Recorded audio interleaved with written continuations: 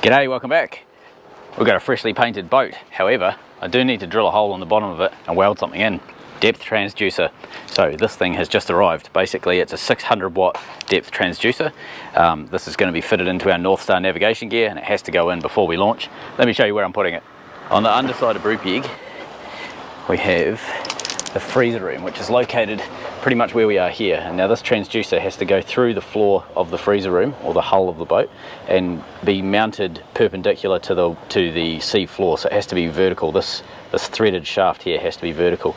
Now I don't want much sticking through the hull if I can help it, because the more sticking through, the more disturbance we have of the water flow and that sort of thing. It's not the end of the world on a boat like this. I'll probably never even notice it, but every little bit adds up, and it all essentially adds up to fuel burn. So I'm going to make a little housing, show you how I'm going to do that. This hull has a 22-degree angle, so I have to make sure I take count of that so that the transducer is perfectly vertical in that mount. We're a Kiwi couple living in Australia who brought a 57-foot steel trawler after she sunk in a flood and was pulled from the sea. We're now bringing her back to life. We're on to the finishing jobs after working on her for the last 6 years to refit and get her ready for launch as soon as possible. Brupeg is rebuilt by us with volunteers funded by Patreons and viewers, and we spend every cent we have to make sure that she's ready. She's fueled by veggie oil, diesel, solar and wind power to do research, projects and expeditions to remote places like Antarctica and the Northwest Passage. She'll be crewed by supporters from around the world. Welcome aboard.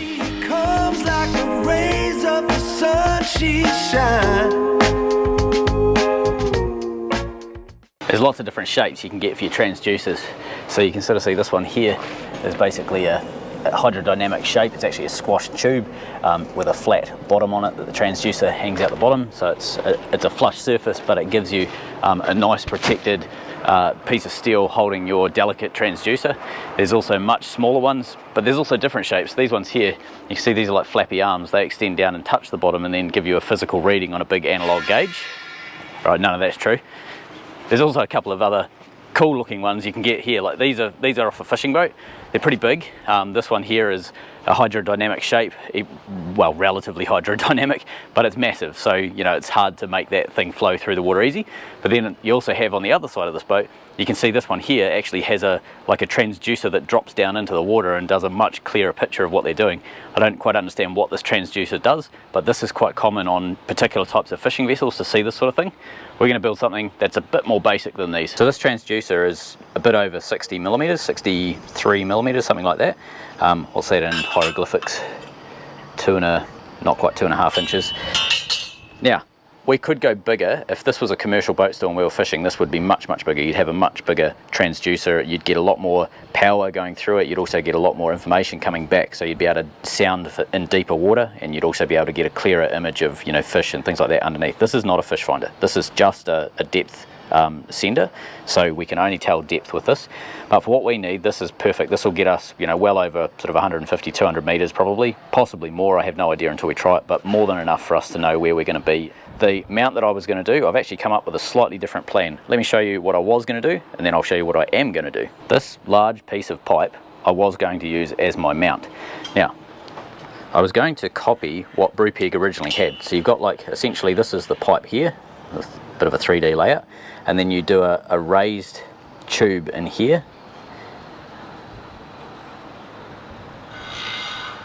if that makes sense. So it's basically you put a flat on this here, and then you drill out say a 70mm hole, and then you weld in a piece of tube that sinks in, I don't know, 1.5 inches, whatever that depth is there, and then you weld another flat on the back of it. So sounds a bit complicated, but basically you've got a flat. This piece here is a flat with a hole in it that allows that part of the transducer to go up through that hole. So the transducer would sit in here is your threaded rod for the transducer, and your big nut would go on there like that, and the transducer would sort of sit in this area in here, if that makes sense. Now the beauty of doing it that way is you've got a really big solid chunky pipe. You can see that there, it's about 8mm thick wall, really strong, and that's basically what Brupeg had as a commercial boat. It had 3 great big sounders like this in the base of Brupeg. And one of the other things they do, if ever the sealant or this here fails and you get a leak on the actual transducer, they had a flange all the way around the top here, with bolts all the way around the top here, and then they had a the cable would come out of here, and they had a cable gland sitting in here with the cable going off like so. So what it meant is, and I think actually this was oil filled from memory, but what it basically meant is that if this ever fails, you've got a secondary protection by having that flanged lid on top. And these were big, like, again, you can sort of see there's, you know, I don't know what diameter this is, probably a couple of 100 mil, 200 mil, something like that, 8 inches. So you've got plenty of room to get your hand in and all that sort of stuff, but it also helped to cool the sounder, because they have really big transducers in these boats normally, but it's a really basic, simple design. I'm going to go with an even more simple design than that in some respects, because we don't need to go to that level, because we've just got a fairly basic sounder transducer. What I'm planning is building out of stainless, just because I've got it and it's the right size, but I'm planning on using this pipe and this box to create a nice hydrodynamic sort of shape. And the reason I'm using this particular stainless is the sounder fits inside it pretty much perfect. This is what I'm thinking of building. So looking from the front of the boat back, that's what the water will see, is basically a box like so, sticking out with the sounder inside here. So the transducer, sorry, will be like so, and the cable will go up and whatever. And then from a side-on view, this is what it's going to look like. So it'll be tapered off. There'll be a flat for the transducer, and then tape it off again, so the water has, you know, a nice sort of shape to it, rather than just a big bulbous round thing like what these boats normally had. I'm going to use some of this 3-inch stainless box section. It's heavy wall box. It's not super heavy, but it's plenty for what we need. This is just a essentially a guide to stop you know, debris and water from, you know, creating funny eddies and stuff around the transducer. And then the strength is going to be provided by this ludicrously thick pipe. That's going to be the main strength. So that pipe will be these two dotted lines here. So if I draw it on here, you'll have the pipe sort of going like that, and then this will taper down either side like that. So it's a relatively simple design, and then if I spin it around that way, this would be, say, looking front on, I'm going to taper it off on 22-degree angle to take account of the hull. Now, I've been doing this long enough to know that I could wing this just by hacking into some metal and, you know, probably have a good chance of getting it wrong. So I'm actually going to step back and use a little bit of cardboard and try and get it right.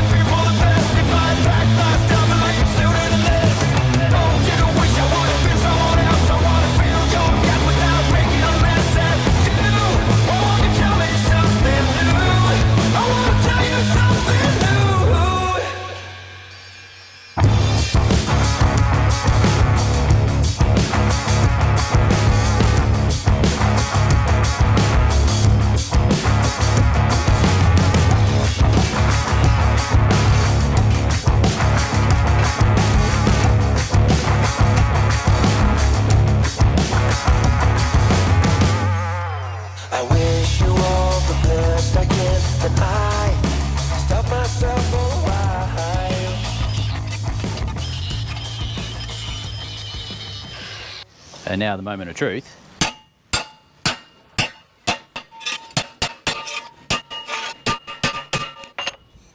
So that forms the basis of our shape. So the hull will be mounted on this surface here. We have to cut it off on the 22-degree angle, but the hull will be up on this surface here. And then the water comes along and basically has a nice smooth path that it can flow on. It's not perfect, because if it was, you know, you'd make a teardrop shape if you're trying to do something perfectly hydrodynamic. But mainly this is about protection. So if a piece of rope or, you know, log or bit of ice, anything comes along, it gets guided down. The transducer surface is flush with the bottom of this here. So there's nothing for it to hook onto and rip the transducer off. So it's mainly a protection device as opposed to water flow. as you sort of seen with some of those other ones, water flow isn't really that critical. It's mainly a protection thing that we need to, you know, build in. Recently we got a second welding helmet. We did this for a very specific reason. This is my speed glass helmet that lots of people have seen. It's got a relatively small window, and we've got it's a cheapie, but we've basically got ourselves a replacement helmet that has a much bigger window. We're still going to use this most of the time because it's a great helmet, but the reason why you come into this equation is because of this large window. On the underside of this helmet, we have a GoPro set up so that when I'm actually welding through it, you can see exactly what I see. However, I have a GoPro smashed into my nose. I'm effectively inhaling a camera whilst welding. Now this is almost certainly going to pop out. All right, let's have another go. Just going to attempt something. All right, turns out you can't weld to this vise very easily.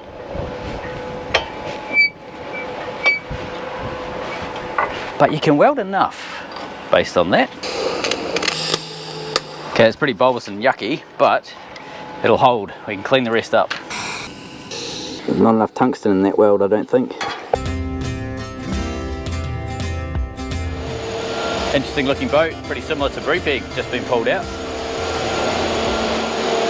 So I had a bit of a think over lunch, and where I've included tungsten in some of these tack welds, I sort of thought about it. I thought, you know what, it probably needs to be a low tungsten weld. So I've ground out the tungsten that I added into those tacks. They're pretty horrific, some of them, because, oh, look at that gap, crikey.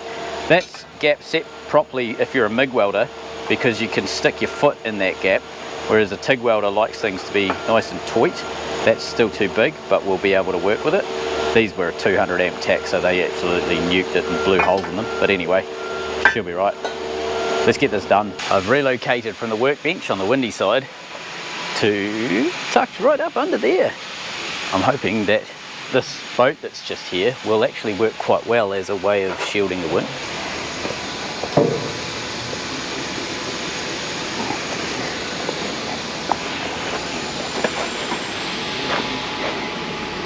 Let's give that a shot.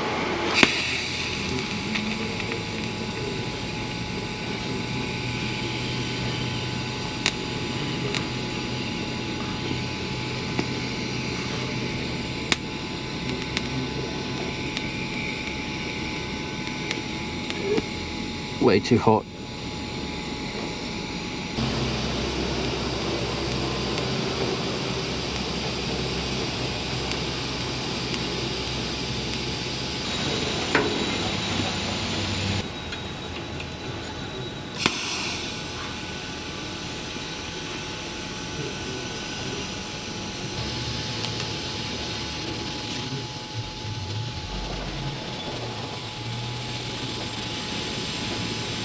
So what I'm going to do now is trim off the 22-degree angle that we need to make to allow for the shape of the hull, that sort of slope like so. I'll trim that off, and that actually allows me to get to the back of those welds. Oh look, you got to see the ugly weld. So I've flapped this off so it's nice and flat and true and all that sort of stuff. I've also flapped a bit of the bench, just getting rid of any sort of paint spills and whatever. So I've got a relatively flat surface to work from. I'm going to use Trev's angulometer to get 22 degrees, there we go, 22. Right, here's a straight edge I prepared earlier. If I mark that down like so, just sort of sight along it, I can see basically where, let's just clean the straight edge up a bit better. There we go, that's more precise. So I'm looking basically down the length of this. If I cut this,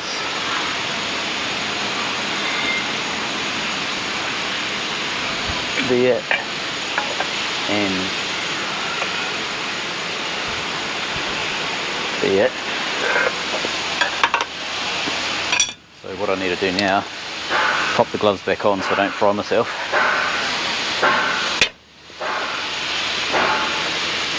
Okay, so our mark is there. So I'm going to put the pen on that end and then adjust it up and down with my hand, and that'll give me a line to cut down. Same on this side.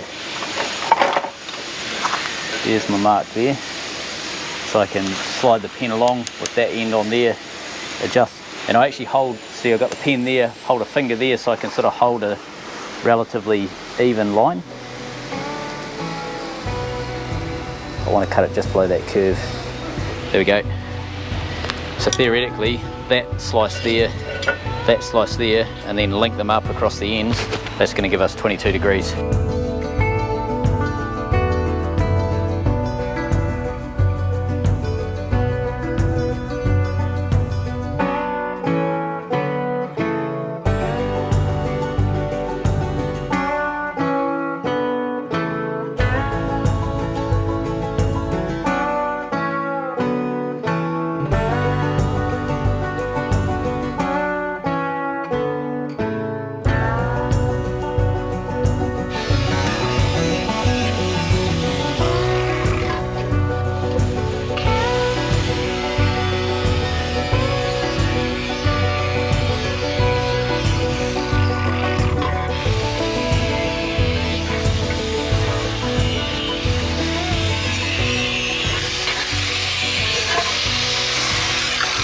Good enough. Alright, let's go see if that fits on the hull. It's obviously quite a bit of cleanup that I need to do on this piece, but we've got it to a stage where we can start test fitting it and figuring out if those angles actually work. Okay, moment of truth, the bottom has to be, this part here has to be horizontal. I'm going to call that pretty bloody spot on, if I will. So we need to do a little bit of trim around the top. You can see the gap at this corner here is a wee bit big, so we'll clean it up with the flap wheel and get it nice and close, but that's going to work out really well. I think we're slightly, maybe tipped slightly this way, but we can clean that up again. When we do the flappering, we can just sort of fine tune it, and we'll use the level to make sure that we get it spot on. I suppose the question is the boat sitting level, and is this going to be like level to the water and all that sort of stuff? And the answer is I don't really know. The boat's pretty good. It's about as level as we can generally get it. We normally put a level on the dash when we fit the boat to the stands and everything like that. We didn't do it this time. I completely forgot all about it, so I hope we're good. Actually what I could do is go and check the level on the dash and then use any error and compensate it at this end. That's probably what I'll do actually. But yeah, in saying all of that, we also need to trim the boat when it's in the water, and until we're in the water floating, we won't know exactly, you know, how far off we are. If I can get this within, say, 1/2 degree or 1 degree, I think I'm probably okay. I don't know what the tolerance is for it. There wasn't anything in the instructions, but I'm just going to aim for as good as I can in terms of getting it horizontal. I gave it a clean up. It's come up quite nice. So I haven't done the inside welds yet. I need to do those. But for now, I'm going to start working on the round pipe that's going to become the mount for the actual transducer itself. Not 100% certain how I'm going to get in there to weld some of this stuff. So next step then is figuring out how we want to do this. My original thought was make it quite long. So I was going to essentially make it as long as this transducer is, which is probably 150 mil, something like that, 5-6 inches roughly. And what I was sort of thinking is I'd have to make a socket to go down to do that up, which is fine. That's not the end of the world to do that. The reason I was thinking that is because then it allows me to protect, you know, this from getting smacked if it's inside the boat, and this from, you know, whatever.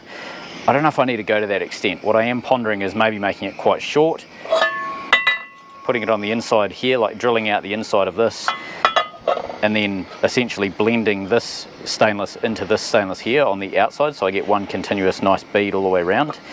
And then on the end of pipe that sticks up here, where it's going to have the hole in the center that this threaded rod goes through, what I was thinking is then same deal, blend the top into that into this stainless. Probably weld this end first, then flip it over and do the other end. I've had a think, and I've definitely decided how I'm going to do it. I'm going to over-engineer the crap out of this. This is something sticking through the hull, possibly going to get smacked by ice.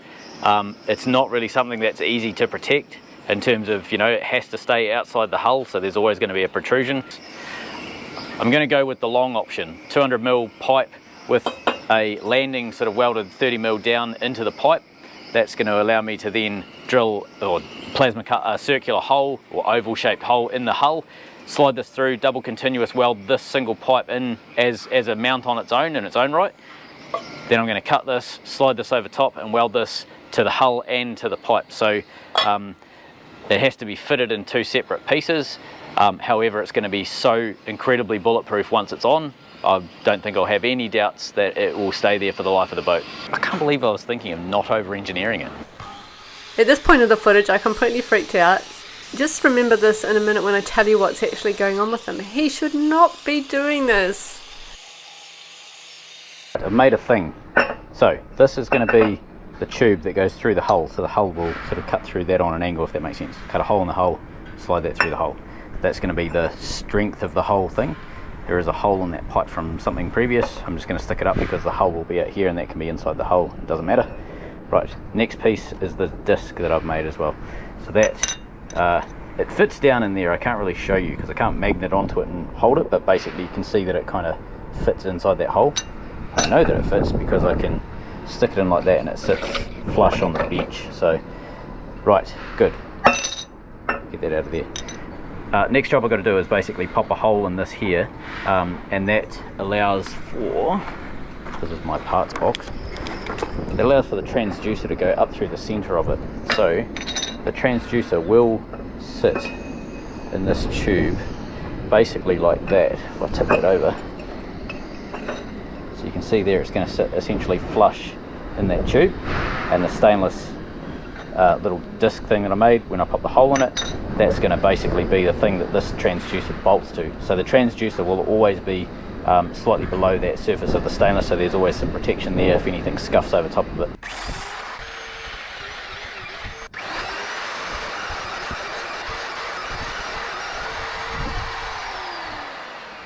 I eyeballed the centre and it seems to be pretty good. I'm happy with that. In terms of how this all gets assembled, you've got your outside face, and you know it's the outside face because you've got this hole that has to be on the inside of the boat for no other reason than there was a hole in this tube. You've got the nut, the stainless washer we've just made, and then you've got the actual transducer that slides down all the way down there like that, and then the stainless will actually be welded on this side, but the stainless basically holds the transducer level, so it'll be, I'm actually going to weld it slightly down and then pack it up using some sealant, because I want to have sealant all the way around the edge here as well to completely encapsulate this. So there's going to be a wee bit of farting around trying to get that right, but I'm actually going to weld it so that if you were to bolt it all dry, it would probably sit somewhere like that. I need to drop this 30mm down, so it'll sit somewhere down in there, like yay, whatever length that is. I measured this up, figured out, okay, if I take away the opposite of that, it's 137mm, so that's a piece of pipe. But when I put that in there, slide the washer in there, and put that in there, there's a couple of mil, it's a couple of mil low, which is exactly what I want, because I'm going to run weld around the inside of here, which is obviously going to make this sit slightly proud, but I don't want the weld to be touching on here. I don't want to do it up and then nip up on the weld, so that's why I want to have the clearance so that I can actually, you know, put everything together with the underwater sealant, wait for it to set, and then once it's all set and it's gone hard and everything, then tighten it up and sort of nip it up with this nut. Now I am going to have to make a special service tool to get down in there and actually do that up. I don't have a socket that will even remotely come close to that, but luckily that's pretty easy to make, so I'll build something that'll be a really ultra deep reach socket.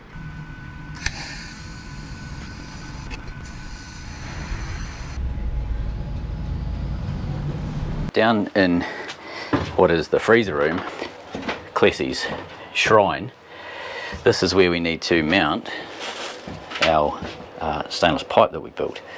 So under the floorboards here, I basically need to chop a hole in the hull down there and sink this down into it. So we'll do a bit of measurements and we'll figure out where that's actually going to go. The way that I sort of see it is, so long as it's below the floorboard, then there's no problem. I can mount it sort of anywhere from here up to here. What I'm going to do is tuck it over the side a bit. It's going to be sunk into the hull, so it's not going to stick through this way so much, but this is a storage area. When we go on really long voyages, this is going to be packed with like emergency supplies like bottled water and things like that.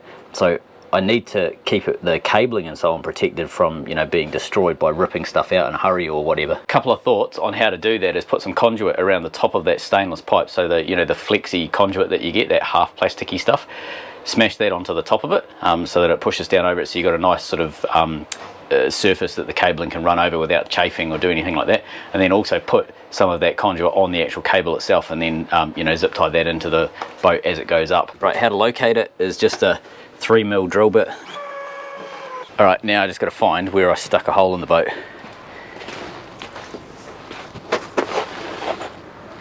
Okay, I was going for there, it's not even close.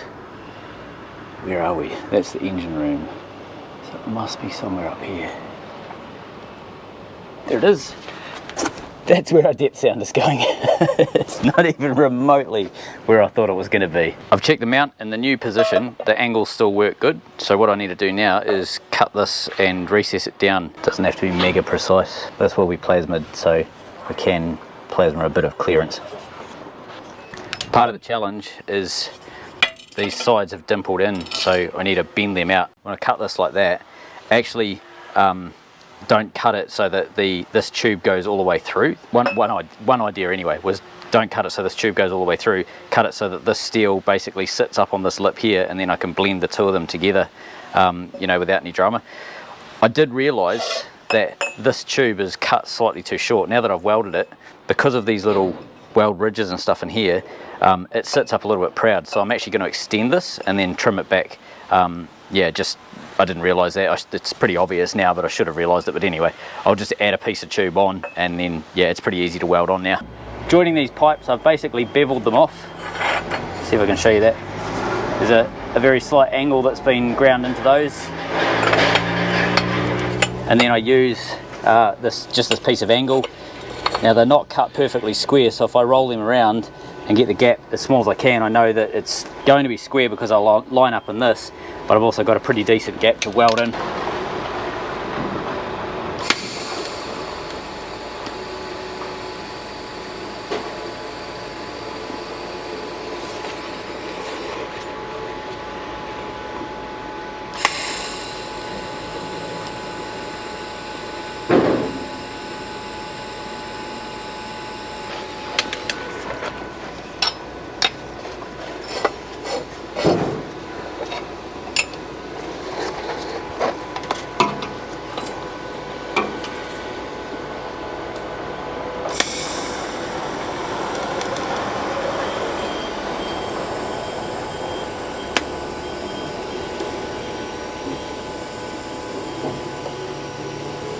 Okay, should be enough.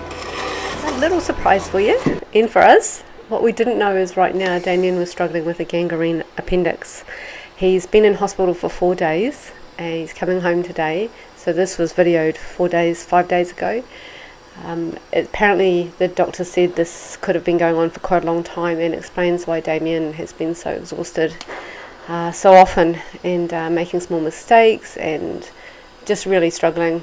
We knew he was sick, the doctors couldn't find anything, but yeah, it's got bad enough that it was pretty clear. The doctor said we got it just in the nick of time. Any longer and it would have been a ruptured appendix. So there's a little bit of pus in his abdomen that he's on intravenous antibiotics to clear, and well enough to come home today. Very, very sore, can't walk very far without a lot of pain, but he'll be home soon and recovering.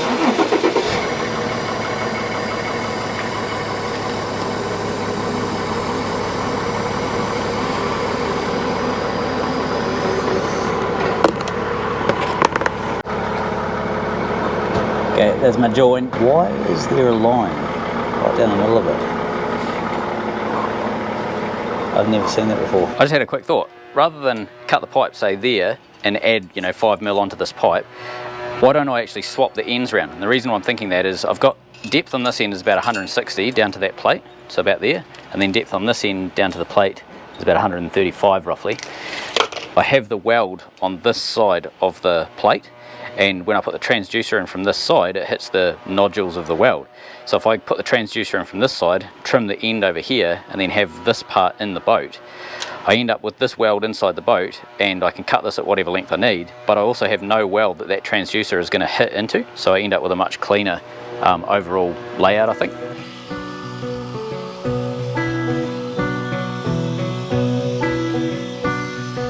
I'm no stranger to fashion, so obviously when you plasma cut, aviators are a must.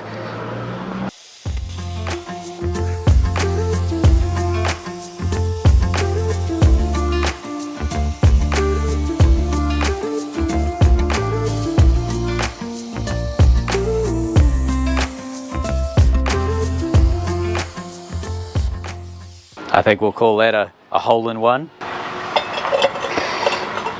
We need some grinding. You keep me wondering Is our love strong, just like a love? I think I have it as close as I'm going to get it with the die grinder. So I've shaved a bit of taper into this piece of scrap pipe that's the same pipe. I'm just going to open it up with this. Maybe. That'll do. Part of the challenge is that these here have tucked in, like I said earlier, they've sort of, when we welded them, there we go, when I welded them they closed in that way, so I need to obviously spread them apart. But that gives you an idea, it's pretty tight, that's going to tig up really nice. So yep, I'm pretty happy with that. Now how do I get the angle that I need to achieve, the 22-degree angle on that? What I was thinking, knock that through like so, and then run a straight edge and a pen all the way around that, right the way around, take it back out, cut that, and that's going to be my template to go into the hull. I can mark that out on the hull where it needs to go, and then I think we should be right.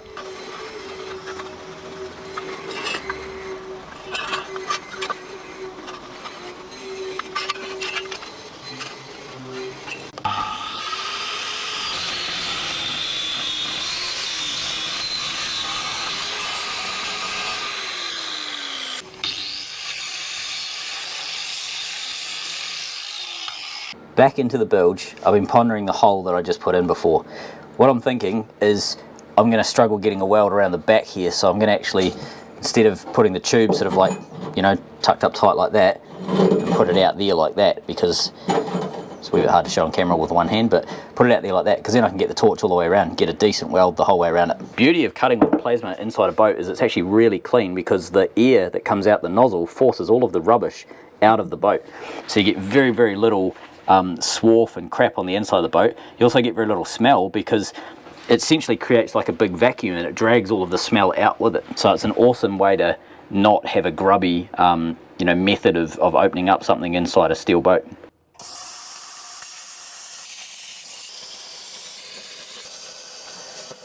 It doesn't quite fit square, so I can get it in, but it doesn't go that way far enough, so I need to file a bit off the bottom of this side and the top of the other side. Luckily, the plasma cut was a wee bit sort of manky up here, which means there's a wee bit of undercut, which means it's actually quite easy to file that off.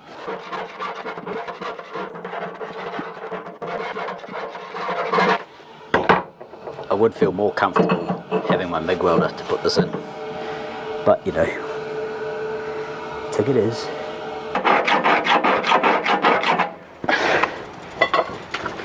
What would be awesome is one of those little flappers that goes on a drill.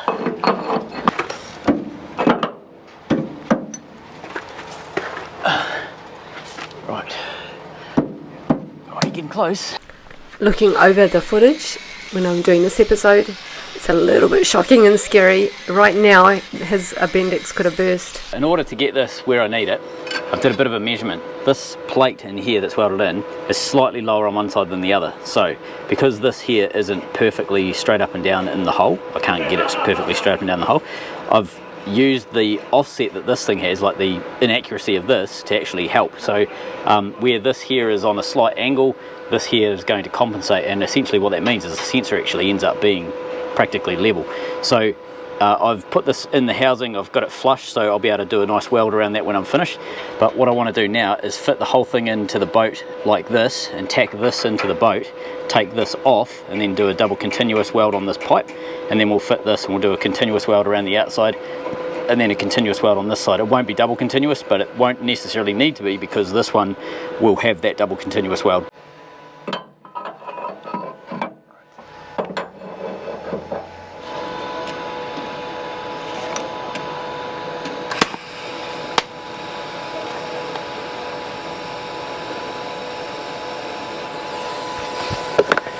Oh, I think we'll call that a win. Mild steel to stainless, so 309. In this case, filler rod. Let's check it all fits. There's no way of getting that on, is there?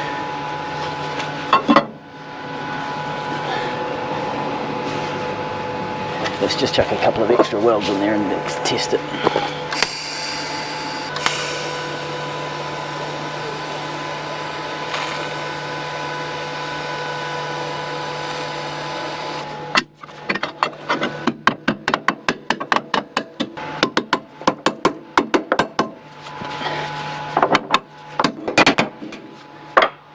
we'll call that a win, I think. This is the fitment before weld, so I need to probably knock this up a bit harder and close that gap up, which is easy enough to do. But this here is able to be ground off. Once we've welded, we'll weld this pipe in properly, and then probably knock this up a bit harder and weld this in. I can just flapper a little bit off this edge here and it'll bring this edge up nice and tight.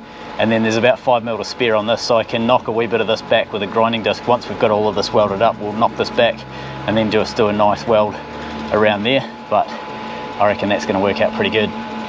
If we had a MIG, we could just fill that. We wouldn't even have to think about it.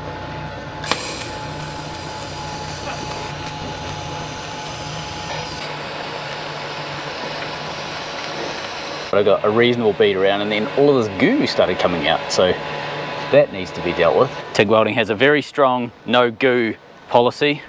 Any goo that is found is normally dealt with severely. Acetoned up, it should be clean enough to finish off. I've only got to go from there to there, and we've done a wrap around this whole thing. Maybe I should do 2 across this, just on the outside, just to be absolutely pedantic.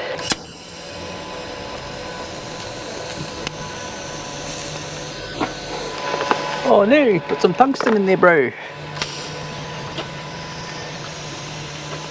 Well, for pretty awkward welding, I reckon it's come up okay, but I'm probably going to do another pass around that whole thing, maybe 2, one on top, one on the bottom, just to make sure we got an absolute mozza of weld holding that in.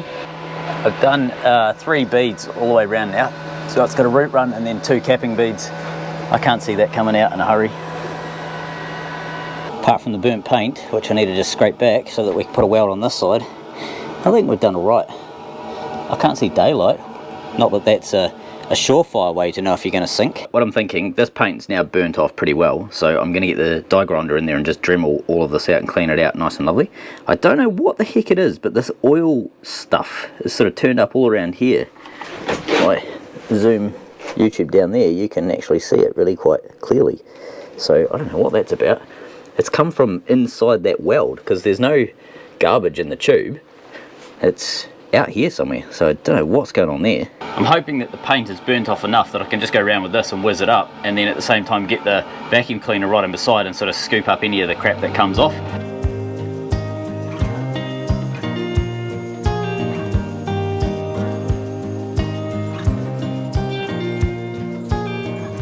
There we go, tiggable. That's come up pretty good. So I tried to bring you into the middle of the action with WeldCam 1.0. The shots were a little bit fuzzy. GoPros aren't crash hot at giving you lots of good information in the image. So I had a good hard think about it, and I came up with WeldCam 2.0. Introducing WeldCam 2.0 with astronaut colored gold lens, a deep penetrating zoom, and our most luscious image profile yet. Please note this is not financial advice. Please consult the safety and data sheet before use. If pain persists, consult your doctor. Batteries not included.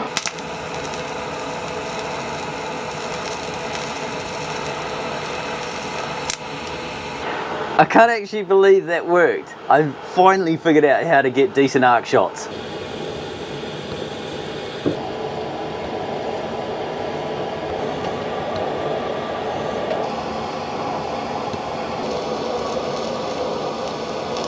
She's finally welded in. So it's a wee bit hard to show you the welds all the way around the back, but they extend right the way around. After much figuring out and sort of wondering what on earth I was trying to do to weld around the back, we got it done. Let's go and get this housing put onto it. I couldn't get the arc shots that I wanted to get because it's just too hard. There's just no room in there. But it did mean that now that I've figured out how to do it, I can get some decent ones on the outside for you. Back on the underside, I've very precisely marked out where I think I need to clean up. So I'm going to do a band about 1 inch around that line all the way, like from that line in all the way around. That'll allow me to weld this on. I don't have to bother about paint on the inside because this is going to be a sealed tank. So yes, this will rust, but only until the oxygen's used up, and then it'll stop rusting and it'll stay like that indefinitely. So yeah, it's only paint on the outside that actually matters. There is one caveat to that. I have to make sure I get absolutely no pinholes, so it has to be a decent weld the whole way around.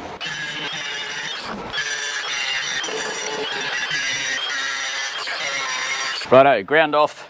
I've also added in some sort of, I suppose you can see them there, little reliefs in the actual housing itself, and that's to allow for the weld up here.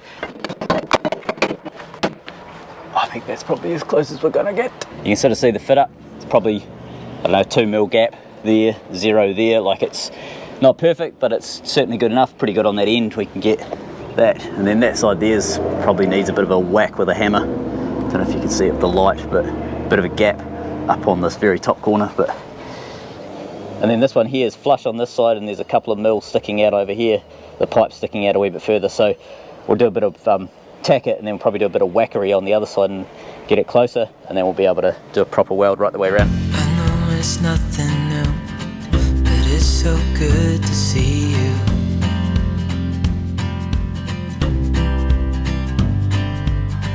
We do this every day, and I'm still so amazed by you. So hold me tight through the night.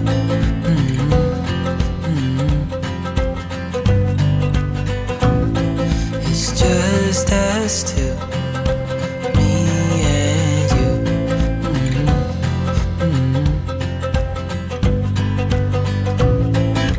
Oh, oh, I can't believe you love me. Oh, oh, I just feel so lucky. Oh, still can't believe you love me.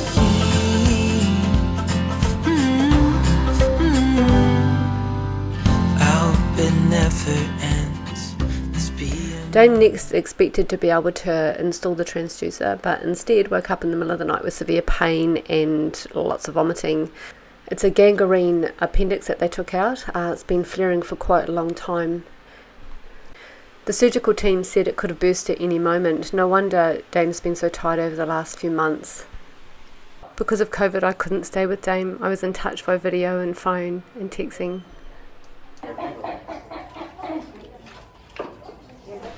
It's him in there in the hospital.